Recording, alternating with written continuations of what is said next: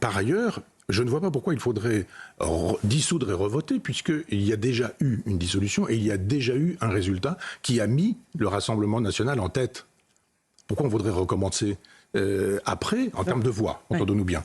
C'est-à-dire qu'après, en termes de sièges, mais on sait comment les découpages électoraux sont faits, c'est-à-dire que quand vous pesez 1%, vous avez 20 députés, quand vous en pesez 40, vous finissez par en avoir 3. Donc il y a quelque chose qui ne va pas dans l'histoire des découpages. Donc si vous prenez en termes de voix, Marine Le Pen est arrivée en tête. Ensuite, le NFP, etc. Puis ensuite, le fameux socle commun. Le problème, c'est Macron qui estime que de toute façon, il ne choisira pas ce que le peuple aura demandé, ce qui est le démocrate, car nous sommes dans une dictature à bas bruit. Et j'ai craint de devoir enlever un jour le mot bas bruit. Nous sommes dans une dictature à bas bruit parce qu'on se moque de ce que dit le peuple depuis 2005.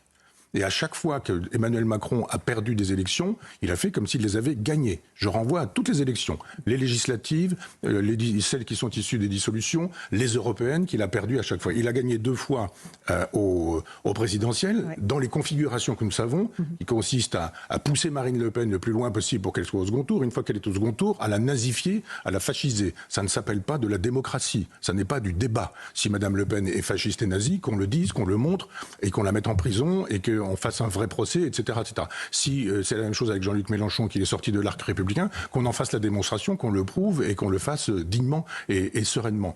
Je pense simplement que ces gens-là ont tous en commun, quand je dis ces gens-là, le fameux socle commun, la détestation du peuple. Alors moi, je n'appelle pas à une dissolution avec une élection nouvelle, puisque je sais comment il va se comporter, Emmanuel Macron, dans une configuration comme celle-ci. Il dira encore, s'il a perdu, même massivement, que pour le bien de la France, il est obligé de renommer un Xème. Sauf s'il y a un résultat clair. Non, mais lui, il dira que la France ne le permet pas.